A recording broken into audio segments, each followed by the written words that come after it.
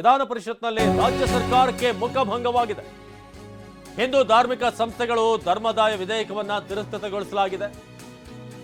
ವಿಧೇಯಕವನ್ನ ಧ್ವನಿಮತಕ್ಕೆ ಹಾಕಿದ್ದಂತ ಉಪಸಭಾಪತಿ ಪ್ರಾಣೇಶ್ ವಿಧೇಯಕದ ಪರ 7 ಮತ, ಹಾಗೇನೆ ವಿಧೇಯಕದ ವಿರುದ್ಧ 18 ಮತ ಚಲಾವಣೆ ಆಗಿದೆ. ಬಿಲ್ ತಿರಸ್ಕಾರಗೊಂಡ ಬಳಿಕ ಜೈ ಶ್ರೀರಾಮ್ ಘೋಷಣೆ ಕೂಗಿದಂತ ಬಿಜೆಪಿಯ ಸದಸ್ಯರು ಬಿಜೆಪಿ ಸದಸ್ಯರ ಘೋಷಣೆಗೆ ಪ್ರತಿಯಾಗಿ ಕಾಂಗ್ರೆಸ್ನ ಸದಸ್ಯರು ಕೂಡ ಅಲ್ಲಿ ಘೋಷಣೆ ಕೂಗಿದ್ದಾರೆ. ಭಾರತ್ ಮಾತಾ ಕಿ ಜೈ, ಜೈ ಭೀಮ್ ಘೋಷಣೆ ಕೇಳಿ ಬಂತು.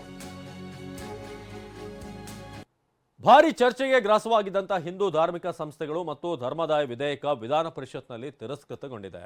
ವಿಧಾನಸಭೆಯಲ್ಲಿ ಮಂಡನೆಯಾಗಿದೆ. ಪಾಸ್ ಆಗಿದ್ದಂತಹ ಬಿಲ್ ಪರಿಷತ್ನಲ್ಲಿ ರಿಜೆಕ್ಟ್ ಆಗಿದೆ. ಇದರಿಂದ ಸರ್ಕಾರಕ್ಕೆ ಹಿನ್ನಡೆಯಾಗಿದೆ.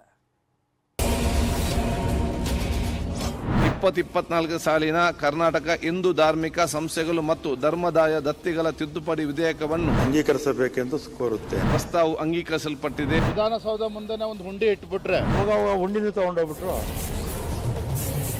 ವಿಧಾನಸಭೆಯಿಂದ ಅಂಗೀಕೃತವಾದ ರೂಪದಲ್ಲಿರುವ ಕರ್ನಾಟಕ ಹಿಂದೂ ಧಾರ್ಮಿಕ ಸಂಸ್ಥೆಗಳು ಮತ್ತು ಧರ್ಮದಾಯ ದತ್ತಿಗಳ ವಿಧೇಯಕ 2024 ಪ್ರಸ್ತಾವವು ಇಲ್ಲ ಎನ್ನುವರ ಪರವಾಗಿದೆ.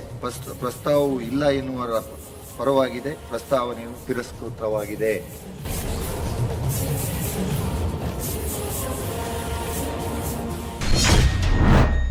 ವಿಧಾನ ಪರಿಷತ್ನಲ್ಲಿ ಧರ್ಮದಾಯ ವಿಧೇಯಕ ಬಿಲ್ ತಿರಸ್ಕಾರ. ವಿಧಾನ ಪರಿಷತ್ನಲ್ಲಿ ರಾಜ್ಯ ಸರ್ಕಾರಕ್ಕೆ ಮುಖಭಂಗ.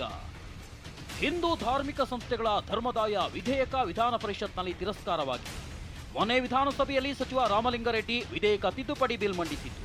ಆದರೆ ವಿಧಾನಸಭೆಯಲ್ಲಿ ಬಿಜೆಪಿಗೆ ಸಂಖ್ಯಾಬಲದ ಕೊರತೆಯಿಂದಾಗಿ ಬಿಲ್ ವಿರೋಧಿಸಲು ಸಾಧ್ಯವಾಗಿರಲಿಲ್ಲ. ಹೀಗಾಗಿ ವಿಧಾನಸಭೆಯಲ್ಲಿ ಬಿಲ್ ಪಾಸ್ ಆಗಿತ್ತು. ಇದೇ ಬಿಲ್ ಇವತ್ತು ಪರಿಷತ್ನಲ್ಲಿ ಮಂಡನೆಯಾಗಿದ್ದು ಸಂಖ್ಯಾಬಲದ ಕೊರತೆಯಿಂದ ತಿರಸ್ಕಾರವಾಗಿದೆ.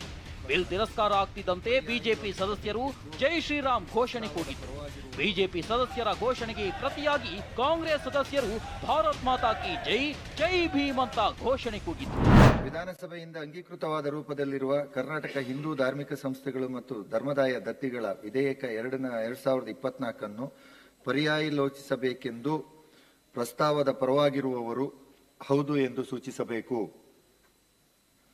ಪ್ರಸ್ತಾವದ ವಿರೋಧವಾಗಿರುವವರು ಇಲ್ಲ ಎಂದು ಸೂಚಿಸಬೇಕು.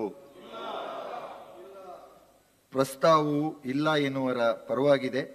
ಪ್ರಸ್ತಾವವು ಇಲ್ಲ ಎನ್ನುವರ ಪರವಾಗಿದೆ. ಪ್ರಸ್ತಾವನೆಯು ತಿರಸ್ಕೃತವಾಗಿದೆ.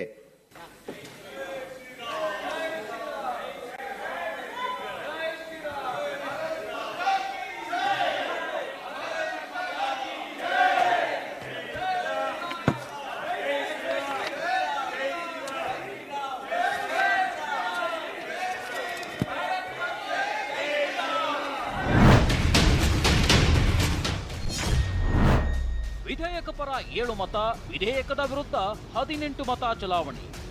ಹಿಂದೂ ಧಾರ್ಮಿಕ ಸಂಸ್ಥೆಗಳು ಮತ್ತು ಧರ್ಮದಾಯ ವಿಧೇಯಕ ಪರಿಷತ್ನಲ್ಲಿ ಮಂಡನೆಯಾದ ಬಳಿಕ ವಿಧೇಯಕದ ಮೇಲೆ ಚರ್ಚೆ ನಡೆಯಿತು. ಬಳಿಕ ವಿಧೇಯಕವನ್ನ ಉಪಸಭಾಪತಿ ಪ್ರಾಣೇಶ್ ಧ್ವನಿಮತಕ್ಕೆ ಹಾಕಿದ್ರು. ಧ್ವನಿಮತದಲ್ಲಿ ವಿಧೇಯಕದ ಪರ 7, ವಿಧೇಯಕ ವಿರುದ್ಧ 18 ಮತ ಚಲಾವಣೆಯಾಯಿತು. ಅಂತಿಮವಾಗಿ ಬಿಲ್ ರಿಜೆಕ್ಟ್ ಆಗಿದೆ.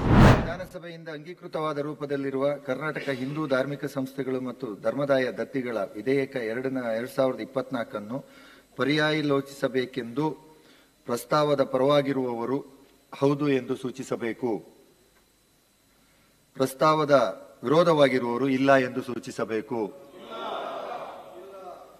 ಪ್ರಸ್ತಾವವು ಇಲ್ಲ ಎನ್ನುವರ ಪರವಾಗಿದೆ.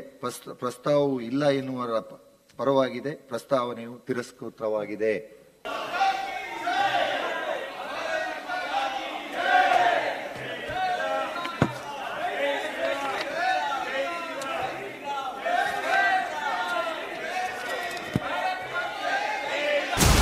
ಹಾಗಾದ್ರೆ ವಿಧಾನಸಭೆಯಲ್ಲಿ ಅಂಗೀಕಾರವಾದ ಬಿಲ್ನಲ್ಲಿ ಏನಿತ್ತು ಅದನ್ನೇ ತೋರಿಸ್ತೀವಿ ನೋಡಿ.